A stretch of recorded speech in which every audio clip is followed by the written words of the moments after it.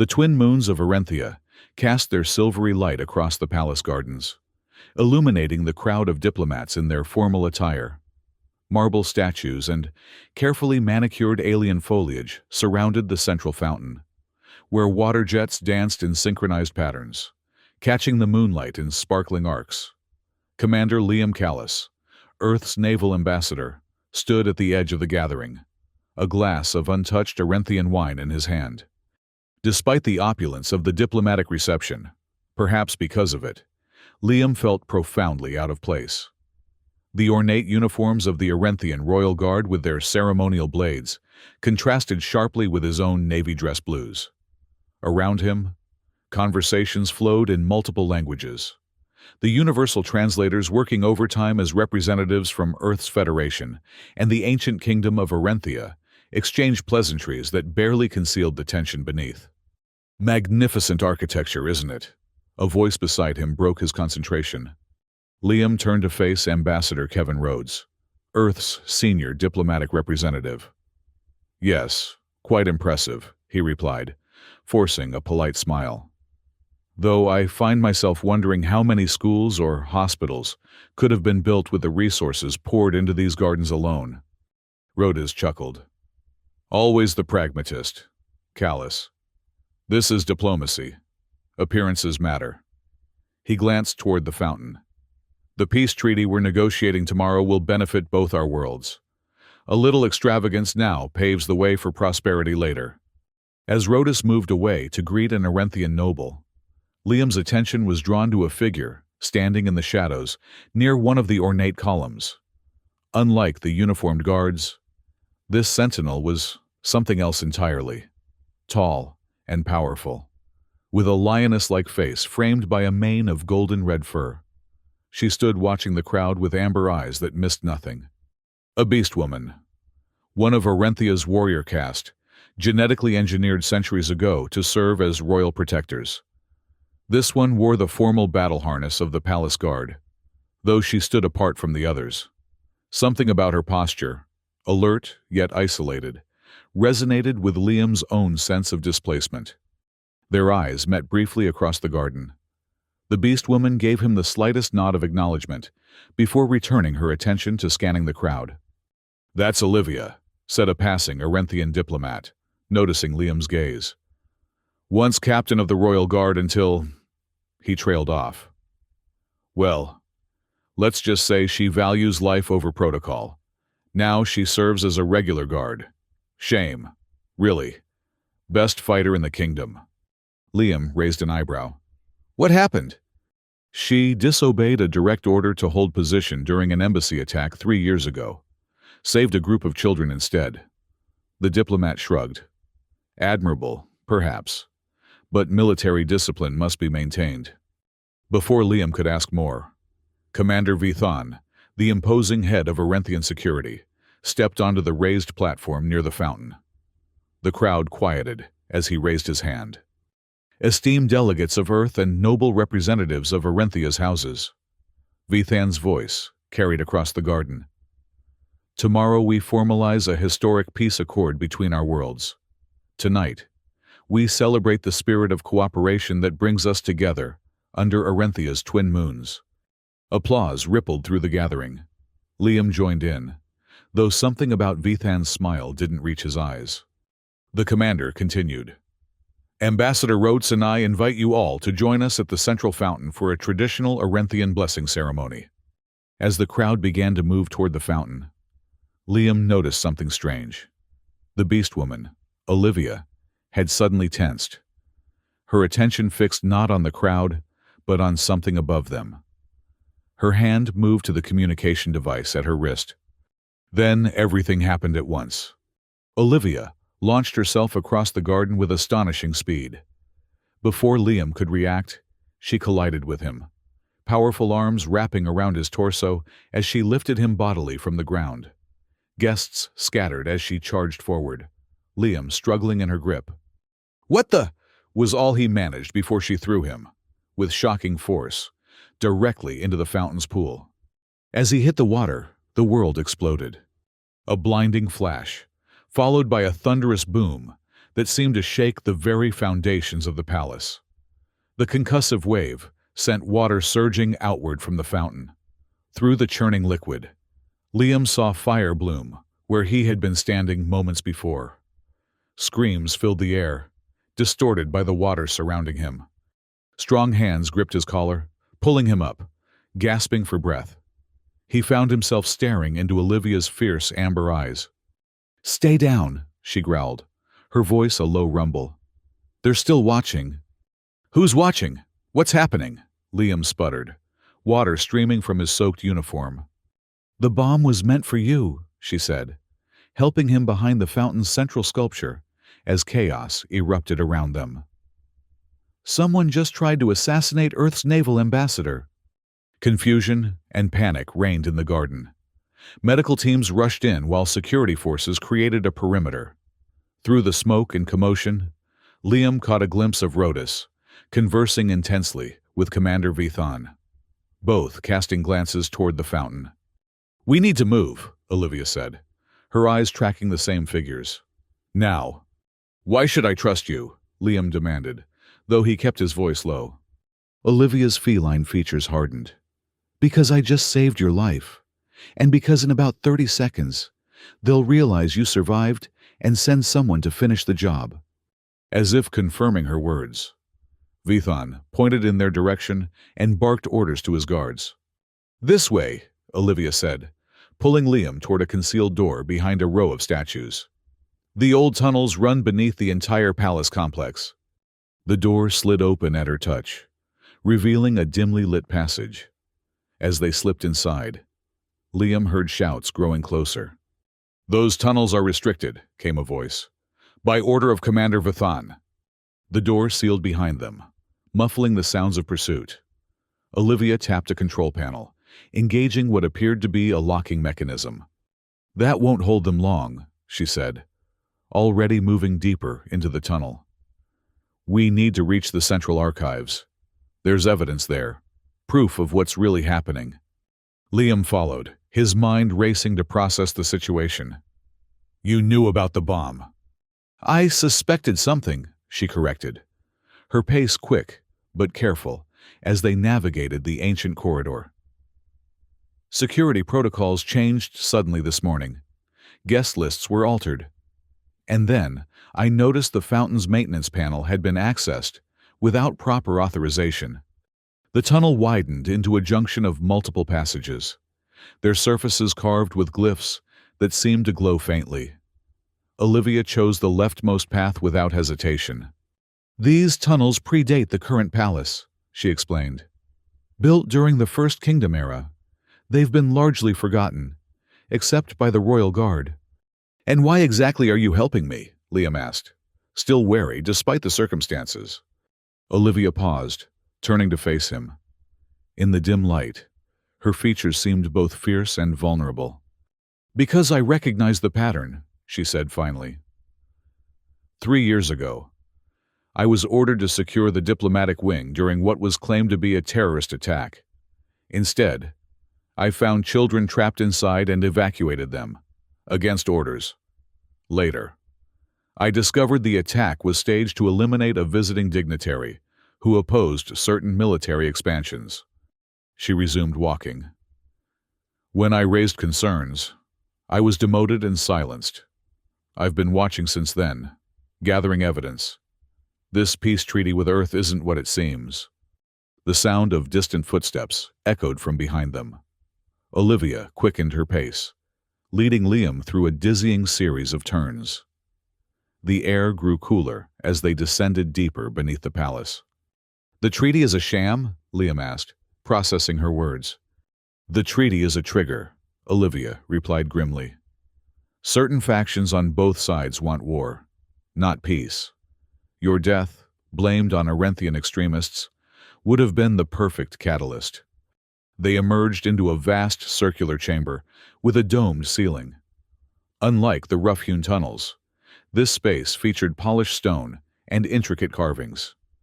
At its center stood a column of softly glowing crystals. "The Central Archives," Olivia said, approaching the crystal column. Records of every official communication for the past century are stored here, including evidence of conspiracy. She placed her palm on the column's surface, closing her eyes in concentration. The crystals pulsed in response. My access was restricted after my demotion, but not completely revoked, she explained. I need to... A thunderous explosion rocked the chamber, sending dust and debris cascading from the ceiling. The entrance they had used partially collapsed. They're blasting their way through the tunnel network, Olivia snarled, working faster at the crystal interface. We don't have much time. The crystals flared brightly, projecting a holographic display. Olivia manipulated the images, searching through layers of data. There, she said, isolating a recording. 2 days ago, Commander Vithan's private meeting with your Ambassador Rhodes. The hologram stabilized, showing the two men in what appeared to be a secure room. Everything is prepared, Rhodes's voice echoed in the chamber. The bomb will eliminate Commander Callus during the reception. With Earth's military representative dead on Arenthian soil, the Federation Council will demand accountability. And we will provide evidence of radical separatists, Vithan replied. By the time the truth is discovered, our forces will be engaged in necessary defensive operations in the disputed territories. A perfectly orchestrated conflict, Rhodes nodded. One that will benefit both our interests. The military contracts alone will... Another explosion, closer this time. Cut the recording short. The crystal column flickered. We need to copy this evidence, Liam said urgently. Can we transmit it somehow? Olivia shook her head. Communications are blocked within the deep tunnels. A security measure. We'll need to reach a transmission point higher in the complex. She extracted a small crystal from the column. But this holds the proof. The sound of approaching voices echoed from multiple directions. They're converging on our position, Olivia said, drawing a compact energy weapon from her harness. I count at least 3 teams. Liam reached for the sidearm he'd been permitted as a military attaché, grateful now for the diplomatic protocol that allowed him to remain armed. What's our exit strategy? Olivia gestured to a narrow passage, almost hidden behind an ancient statue. That leads to the old observatory tower. From there, we can reach the Royal Astronomical Chamber. It has both external communication capabilities and a direct path to the landing pads. As they moved toward the passage, the first security team burst into the chamber from the opposite side. Energy weapons discharged, leaving scorched marks on the stone where they had stood moments before. Hold position, came the command. By order of Commander Vithan. Olivia responded with precise shots, not aiming to kill, but to disable. 2 guards fell clutching non-lethal wounds while the others took cover. This way, she urged, pulling Liam into the narrow passage as more security forces flooded the chamber. The passage climbed steeply, rough-hewn steps worn smooth by centuries of use. Above them, faint light suggested they were approaching the upper levels of the palace complex. The observatory tower was originally built for celestial navigation, Olivia explained, between labored breaths. Later converted for astronomical research. The royal family's fascination with the stars is one of our oldest traditions. They emerged into a circular room dominated by ancient mechanical devices, gears, lenses, and metal frameworks that once tracked the movements of celestial bodies. Moonlight streamed through high windows, casting long shadows across the dust-covered instruments. The modern observatory is 2 levels up, Olivia said, crossing to another stairway. But we need to be careful. The upper floors will be patrolled. As they ascended, the antiquated machinery gave way to more modern technology. The stairs opened onto a laboratory filled with sophisticated equipment, a blend of traditional Arenthian craftsmanship and advanced electronics. Olivia froze, raising her hand for silence. Through the doorway ahead, they could see the silhouettes of armed guards moving across the next chamber. 3 sentries, she whispered. Standard patrol pattern. We'll need to time this perfectly. She studied their movements, then pointed to a control panel near a large mechanical housing. That powers the environmental systems. If we overload it. Liam understood immediately.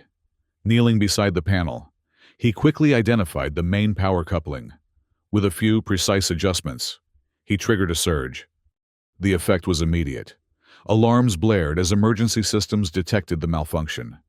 Vapor hissed from ventilation ducts, filling the room ahead with obscuring mist. "Now," Olivia said, slipping forward with predatory grace. Liam followed, impressed by her ability to move silently, despite her size. The guards were focused on the environmental failure, speaking urgently into their communicators. Olivia circled behind them, delivering precise strikes that rendered each unconscious before they could raise an alarm. "You're quite effective," Liam commented as they secured the guards' weapons. A ghost of a smile crossed Olivia's features. "Former captain of the Royal Guard, remember?" They continued upward, encountering less resistance than expected. "Most security forces are still searching the lower tunnels," Olivia reasoned. "But that won't last long." Finally, they reached the Royal Astronomical Chamber, a vast dome housing an enormous telescope mechanism. The ceiling could be opened to the night sky, though currently it remained closed. Workstations ringed the central apparatus, their screens displaying star charts and astronomical data. "The communication array is integrated with the telescope systems," Olivia said, moving to the main control station. "It needs to be powerful enough to transmit research data across interplanetary distances." Liam joined her at the console. "Can we broadcast the evidence to all diplomatic channels simultaneously?" "Yes, but it will take time to reconfigure the array," she replied, inserting the crystal into a slot on the console. "And doing so will trigger alerts throughout the palace security system." As she worked, Liam secured the chamber's entrance, barricading the main door with astronomical equipment. "How long do you need?" 5 minutes to access the system, another 3 to format the data for broadcast, and 2 more to transmit," she answered without looking up. 10 minutes total." Liam checked his weapon's charge. "I'll try to buy you that time." The console came to life under Olivia's skilled manipulations. Data from the crystal began transferring to the system, the incriminating conversation between Rhodas and Vithan appearing on screen. "I'm routing the transmission through diplomatic emergency channels," she said. "Every Federation embassy and military command center will receive it simultaneously." A tremendous impact shook the barricaded door, followed by the whine of cutting tools. "They're burning through," Liam observed grimly, taking position behind a reinforced workstation. Olivia's fingers flew across the controls. 5 minutes until transmission is ready." The edge of the door began to glow red as the cutting tools worked their way around the frame. Liam adjusted his weapon to maximum stun setting. "You know," he said conversationally, "when I woke up this morning, I didn't expect to end the day in an armed standoff in an alien observatory." Olivia glanced up, surprise flickering across her features before she returned to her work. "And I didn't expect to throw a human diplomat into a fountain." A section of the door fell inward with a heavy clang. Through the opening, armored security forces began firing suppression rounds into the chamber.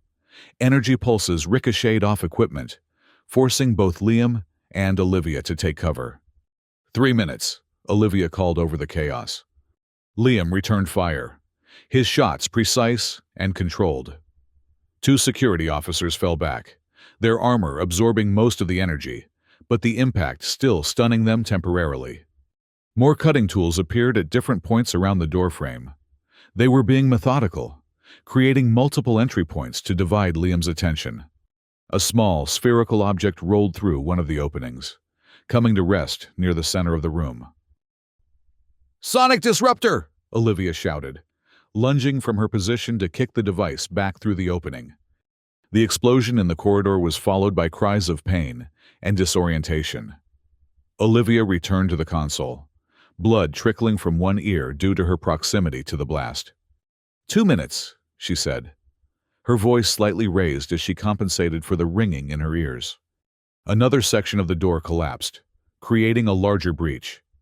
Through it stepped Commander Vithan himself, flanked by heavily armed elite guards.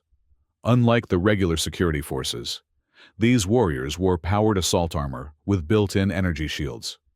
"Captain Olivia," Vithan said, his voice cold with disappointment. "Once our finest officer, now a traitor to the kingdom. The only traitor here is you, Commander," she replied, without pausing her work. "Conspiring to trigger an interplanetary war for profit." Vithan's expression hardened. "For the future of Arenthia, the resources in the disputed territories will ensure our dominance for generations." "1 minute," Olivia whispered to Liam. Vithan raised his hand, signaling his forces to hold position. "Ambassador Callis, you have been gravely misled by this disgraced officer. Surrender now, and I can ensure your safe return to Earth, where you can explain how Arenthian extremists attempted to assassinate you." "Curious," Liam replied, keeping his weapon trained on the commander. "How did you know about the assassination attempt before I mentioned it?" Vithan's momentary hesitation was all the confirmation Liam needed. "Transmission initiating," Olivia announced, pressing the final sequence. The telescope mechanism above them hummed to life, its communication array powering up. "Stop them!" Vithan ordered, his composure breaking. The elite guards surged forward. Liam fired repeatedly, each shot absorbed by their energy shields but slowing their advance. Olivia abandoned the console, drawing her weapon and joining the defense. Together, they held the line, retreating strategically toward the secondary exit at the rear of the chamber. The transmission progress indicator on the main screen steadily climbed. 20%, 35%, 47%. One of the guards broke through their defensive fire, closing to melee range. Olivia met him with astonishing speed, her natural strength enhanced by years of combat training. She disarmed him with a precise strike to his wrist, then used his own momentum to throw him into two of his companions. "Impressive," Liam commented, providing covering fire as she rejoined him. "Former captain," she reminded him with the barest hint of a smile. The transmission reached 70% as Vithan himself entered the fray, wielding a ceremonial command staff that crackled with energy. He moved with the confidence of a seasoned warrior, deflecting Liam's shots with practiced ease. "The broadcast won't matter," he said, advancing steadily. "The evidence will be dismissed as fabricated. Your bodies will tell the real story, how an Earth diplomat was tragically killed by a disgraced Arenthian officer driven by madness and vengeance." Olivia stepped forward to meet him, her own weapon holstered in favor of hand-to-hand combat. "You always did talk too much, Commander." Their clash was spectacular, a blur of strikes, parries, and counterattacks too fast for Liam to follow completely. Olivia matched Vithan's technical precision with raw power and instinctive grace. The transmission reached 85% as the battle raged.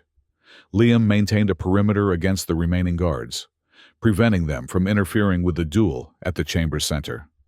Vithan landed a powerful blow with his staff, sending Olivia staggering backward. Before she could recover, he struck again, the energy field surrounding his weapon burning through her armor and into the flesh beneath. She gasped in pain, but remained standing. "You were always stubborn," Vithan said, circling for another strike. "It's why you never truly understood the necessities of leadership." "And you never understood the difference between leading and controlling," she countered, blood staining her golden fur. The transmission reached 95% as Vithan launched a flurry of attacks. Despite her injury, Olivia defended with remarkable skill, but Liam could see she was weakening. 98%, 99%. With a triumphant shout, Vithan broke through Olivia's guard, his staff connecting solidly with her midsection. She collapsed to one knee, her breath coming in ragged gasps. "Transmission complete," announced the system, as the indicator reached 100%. Vathan roared with fury, raising his staff for a killing blow, only to stagger as Liam's energy pulse caught him in the shoulder, disrupting his attack. "It's over, Commander," Liam said, advancing with his weapon trained on Vathan's chest. "Every diplomatic and military channel in Earth's Federation has just received proof of your conspiracy." Around them, the remaining guards hesitated, their loyalty to Vathan warring with the sudden uncertainty of their position. Vathan's face contorted with rage. "Kill them both," he ordered. "Now!" But the moment of hesitation had been enough. Olivia lunged forward from her kneeling position, driving her shoulder into Vathan's midsection with bone-crushing force. The commander flew backward, his staff clattering to the floor as he collided with the astronomical equipment. "We need to go," Olivia said, clutching her wounded side as she staggered to Liam. "The observatory connects to the southern landing pad. If we can reach it—" A new alarm began to sound throughout the complex, different from the security alerts they'd heard before. "What's that?" Liam asked, supporting Olivia as they moved toward the secondary exit. "Palace-wide evacuation order," she explained. Her breath labored. "Someone high in command has recognized the situation is unraveling. They're preparing for diplomatic fallout." They emerged onto a windswept platform, high on the palace's exterior. Below them, the gardens where the reception had been held hours before now swarmed with emergency personnel and security forces. In the distance, transport ships were already lifting off, carrying dignitaries away from the unfolding crisis. There, Olivia pointed to a small maintenance craft docked at the edge of the platform. Atmospheric shuttle, range limited, but enough to reach the Orin Fringe station in high orbit. They had covered half the distance to the shuttle when the observatory door burst open behind them. Vathan emerged, blood streaming from a wound on his forehead, his rage palpable even from a distance. "Go!" Olivia pushed Liam toward the shuttle. "Get the ship started. I'll hold him off." Before he could protest, she turned to face the commander, drawing her weapon once more. Liam hesitated only a moment before racing to the shuttle. Inside, he found the controls familiar enough to activate the main systems. The engines hummed to life as he prepared for emergency launch. Through the viewport, he watched as Olivia and Vathan circled each other on the platform. Despite her injuries, she moved with determined focus, keeping herself between the commander and the shuttle. Vathan drew a compact sidearm, firing a series of energy bolts that Olivia dodged with diminishing agility. One shot grazed her shoulder, spinning her halfway around, but not breaking her stance. The shuttle's engines reached launch capacity. Liam opened the side hatch, keeping the ship hovering just above the platform. "Olivia!" he called. "Now!" She glanced back, then fired several covering shots at Vathan before sprinting toward the open hatch. The commander pursued, his weapon discharging repeatedly. Liam reached out, grasping Olivia's outstretched hand as she leapt for the shuttle. For a terrifying moment, she hung suspended between the platform and the ship, Vathan closing rapidly behind her. With a final surge of strength, Liam pulled her inside, the hatch sealing automatically as he immediately accelerated away from the palace. Energy blast from Vathan's weapon dissipated harmlessly against the shuttle's armor as they gained distance. "Coordinates for Orin Fringe Station," Olivia gasped, collapsing into the co-pilot's seat. Her golden fur was matted with blood in several places. Liam entered the destination into the navigation system, then engaged the autopilot. "You need medical attention." "Emergency kit under the seat," she directed, wincing as she shifted position. "Military-grade trauma patches should stabilize me until we reach the station." As Liam retrieved the medical supplies, the shuttle continued its ascent through Orenthia's atmosphere. Behind them, the palace complex grew smaller, its illuminated towers and gardens fading into the landscape. "Why Orin Fringe?" Liam asked, as he applied the medical patches to Olivia's wounds. The synthetic material immediately began administering pain relief and accelerating tissue regeneration. "Neutral territory," she explained, her breathing easing as the medication took effect. Technically, outside both Arenthian and Earth jurisdiction, and more importantly, home to Rasha.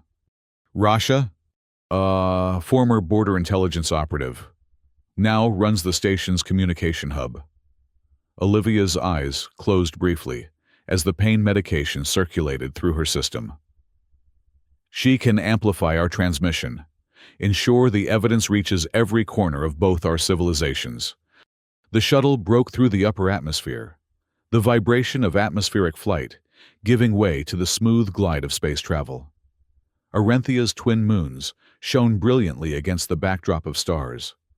"Will your people try to shoot us down?" Liam asked, checking the sensor displays for pursuing craft. Olivia shook her head. "Not now. The transmission has created too much confusion.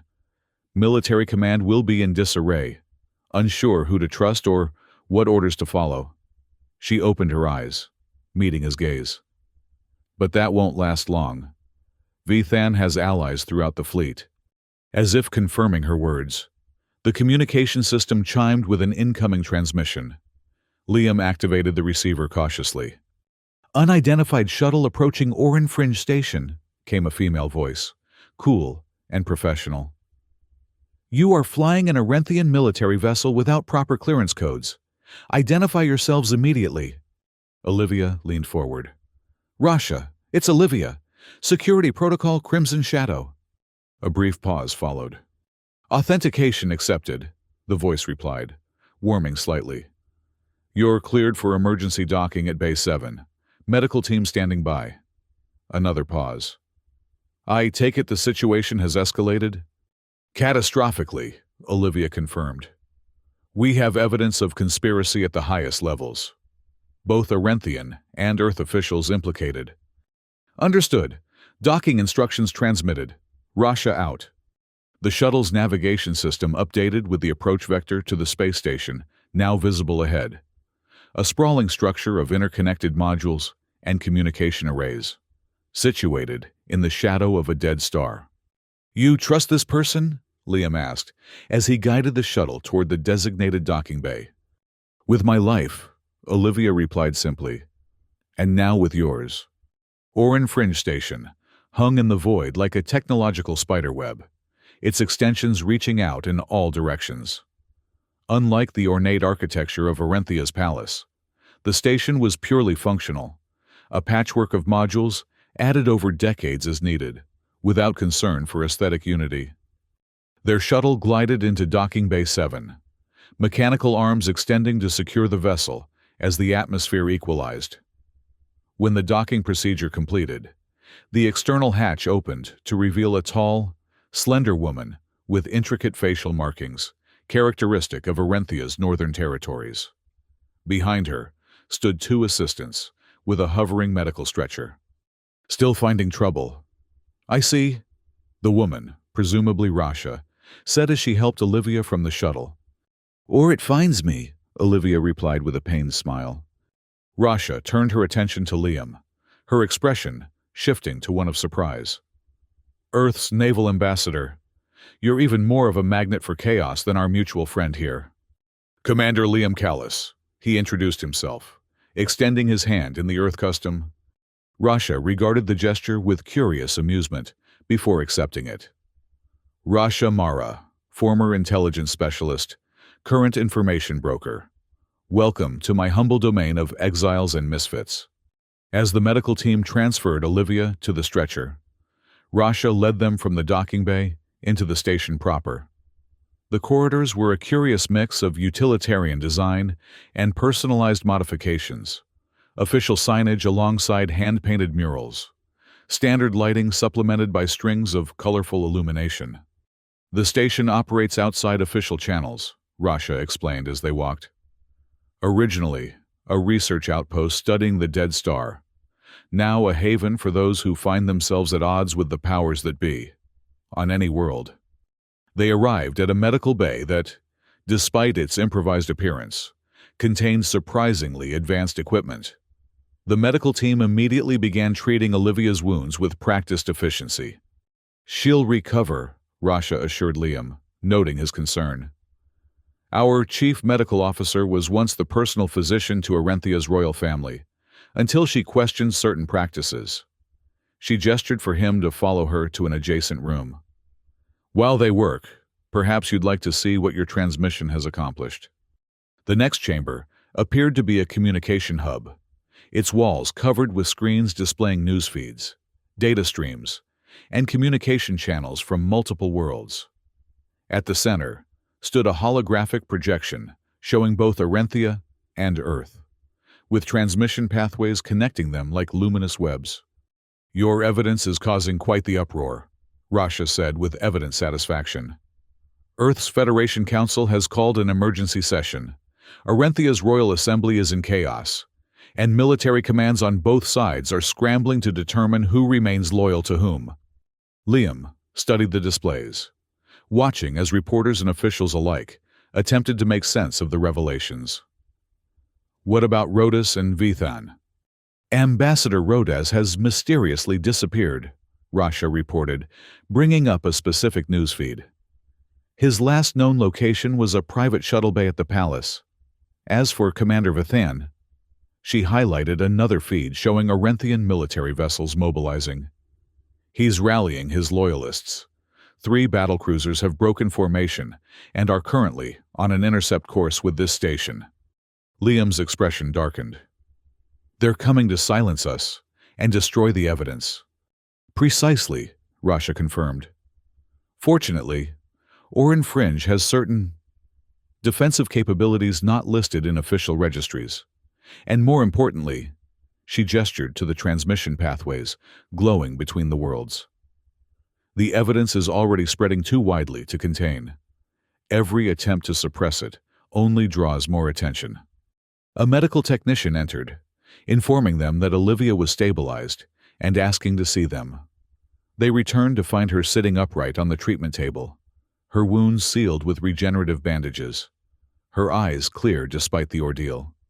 "Vithan's coming," she stated simply, having evidently reached the same conclusion as they had. Rasha nodded. 3 battlecruisers, estimated arrival in 47 minutes. "Then we need to prepare," Olivia said, attempting to stand before the medical officer gently, but firmly pushed her back down. "You need at least an hour for the tissue bonding to complete," the doctor insisted. "Otherwise, you risk reopening the wounds." Olivia growled in frustration but complied.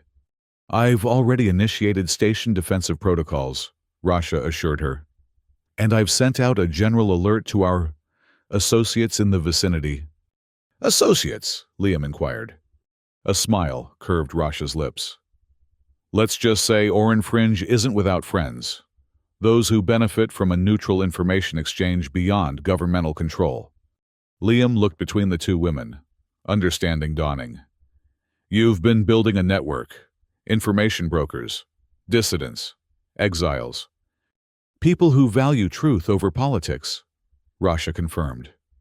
"Who recognize that sometimes the greatest threats come not from external enemies, but from within our own power structures." A series of alerts sounded from the communication hub. Rasha excused herself to investigate, leaving Liam and Olivia momentarily alone. "You knew about this network all along," Liam said. "Not a question, but an observation." Olivia nodded. "After my demotion, I began to see patterns, connections between events that officially had no relation. Rasha reached out, helped me understand what I was seeing." She met his gaze directly. "I've been gathering evidence for 3 years, waiting for the right moment." "And I was the catalyst," Liam concluded. "Your assassination would have started a war," she said quietly. "Millions would have died fighting for a lie."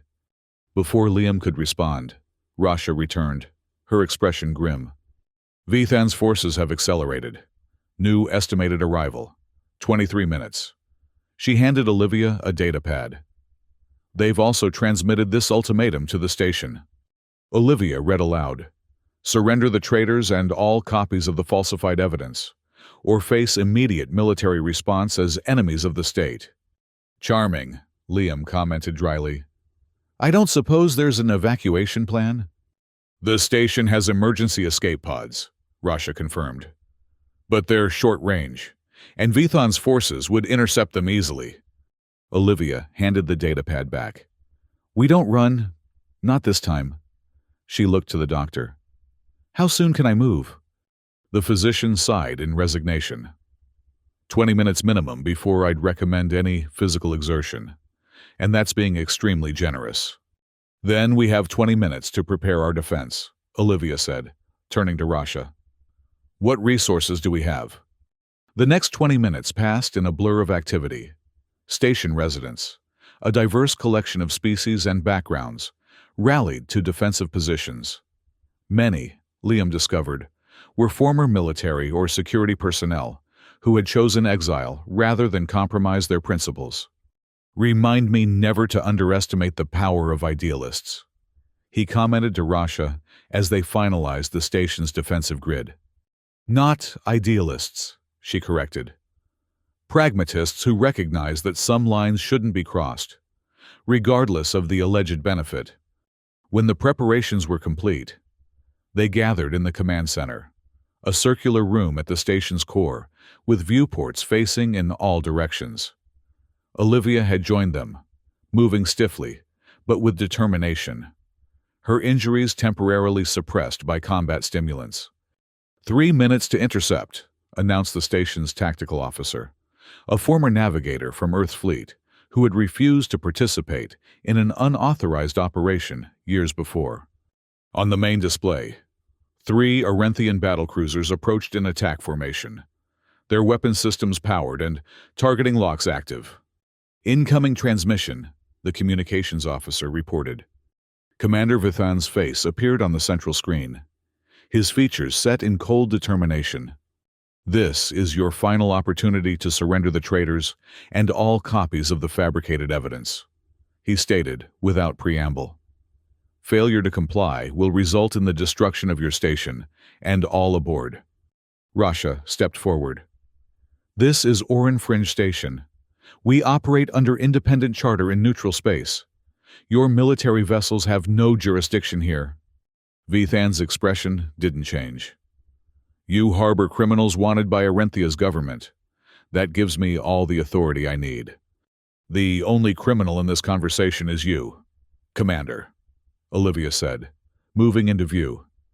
And your authority was compromised the moment you conspired to start an interplanetary war for personal gain.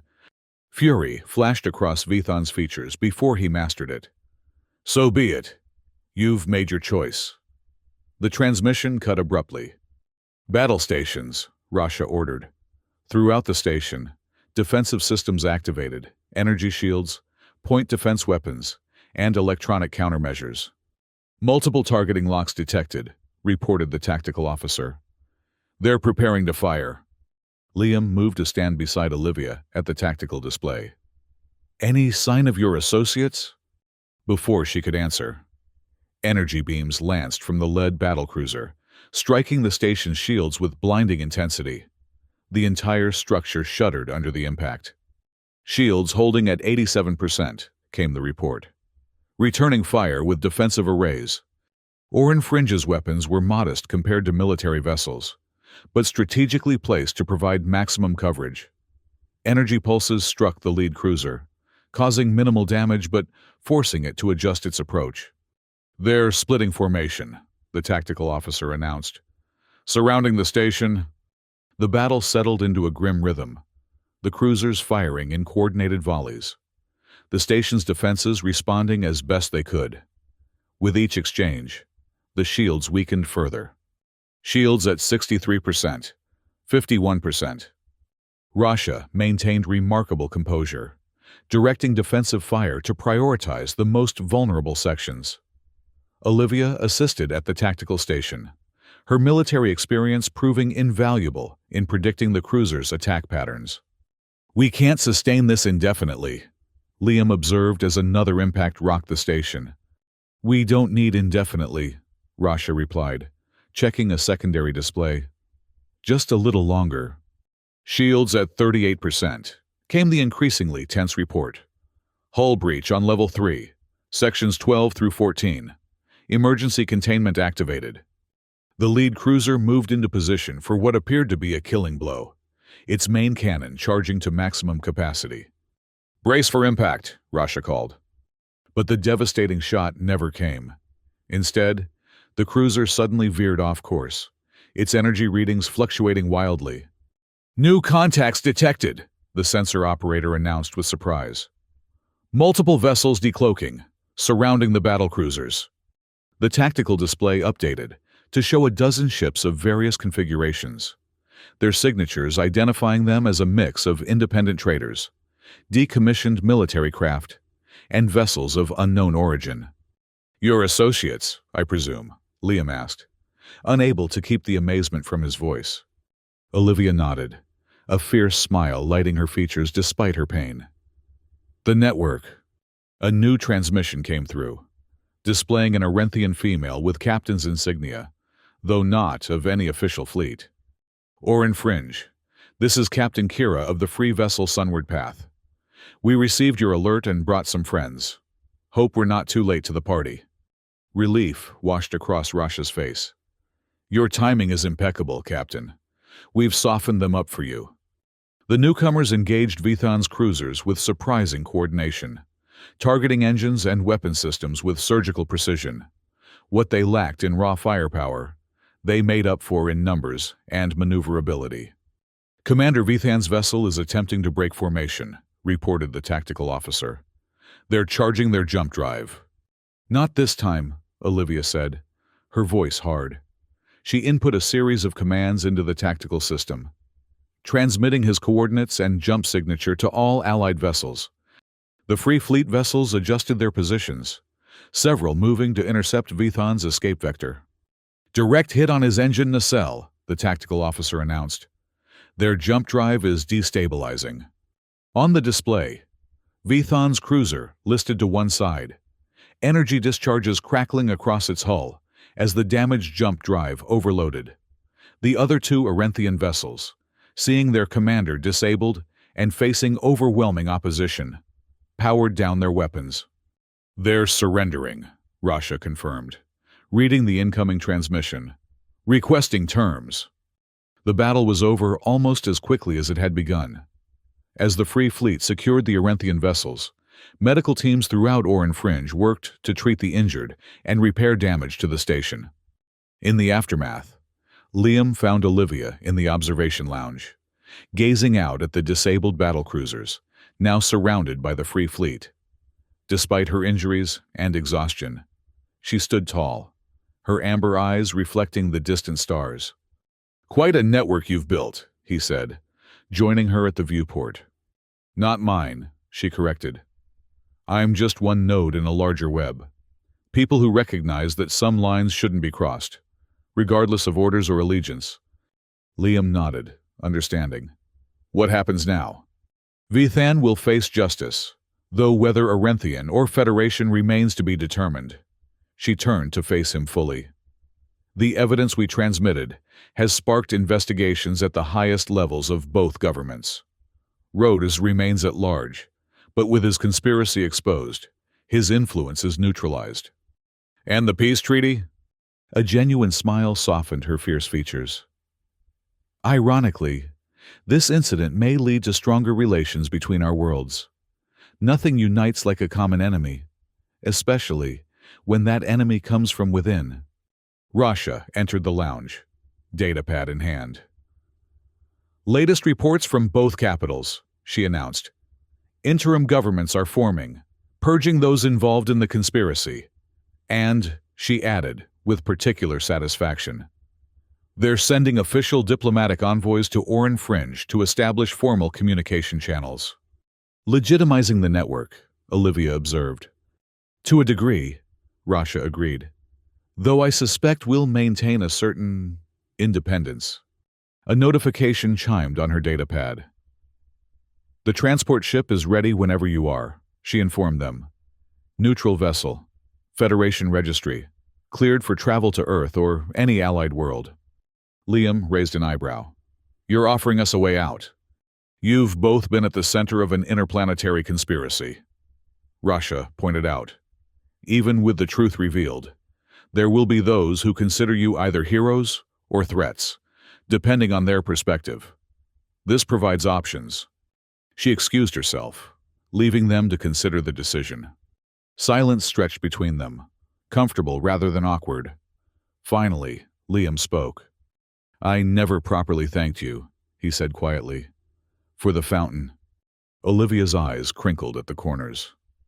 "Not exactly protocol to throw a diplomat into water features." "Definitely not covered in the diplomatic handbook," he agreed with a laugh. "But effective." She turned back to the viewport, her expression growing thoughtful. "When I saw the bomb's trigger activate, there wasn't time for explanation, only action." "Like with the children, 3 years ago," Liam observed. She nodded. "Some moments define us, not by what we think or say, but by what we do without hesitation." Another comfortable silence fell between them as they contemplated the stars beyond the station. "Where will you go now?" Liam finally asked. Olivia considered the question. "I've been running for 3 years, gathering evidence, staying one step ahead of Vithon's agents." She met his gaze directly. "Perhaps it's time to stop running and start building something instead." "Earth could use someone with your insights," Liam suggested. "Especially now, as we restructure our diplomatic corps." A thoughtful expression crossed her features. "Are you offering me a position, Ambassador?" "Possibly," he replied with a smile, "though I suspect my own role will change considerably after recent events." She seemed to come to a decision. "I'll consider Earth, on one condition." "Which is?" "No more formal receptions near fountains," she said, the serious tone belied by the glint of humor in her amber eyes. Liam laughed, a genuine release of tension after days of danger and uncertainty. "Deal!" Hours later, they stood in the docking bay as their transport prepared for departure. Rasha had come to see them off, along with several other station residents who had fought alongside them. "You're always welcome at Oran Fringe," Rasha told them as they prepared to board. "Both of you." "We'll remember that," Olivia assured her, clasping her friend's hand in farewell. As the transport pulled away from the station, Liam and Olivia sat side by side in the observation lounge, watching as Oran Fringe grew smaller against the backdrop of stars. The ship's course was set for Earth, the first step in what would undoubtedly be a complex journey of rebuilding and reconciliation. "It's strange," Olivia said after a while. "For years, my life has been defined by secrets and survival. Now there's possibility," Liam finished for her. "And choice." She nodded, her golden red mane catching the light as she turned toward him.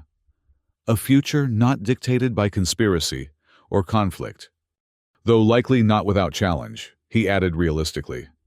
"I wouldn't have it any other way," she replied, a smile warming her fierce features. "After all, what's life without occasionally being thrown into a fountain?" Liam laughed, feeling a weight lift from his shoulders. Whatever came next, investigations, diplomatic reorganizations, the inevitable complexities of interplanetary politics, they would face it together, not as fugitives running from danger, but as allies moving towards something new. The transport continued its journey through the star-filled void, carrying them toward Earth and all the possibilities that awaited.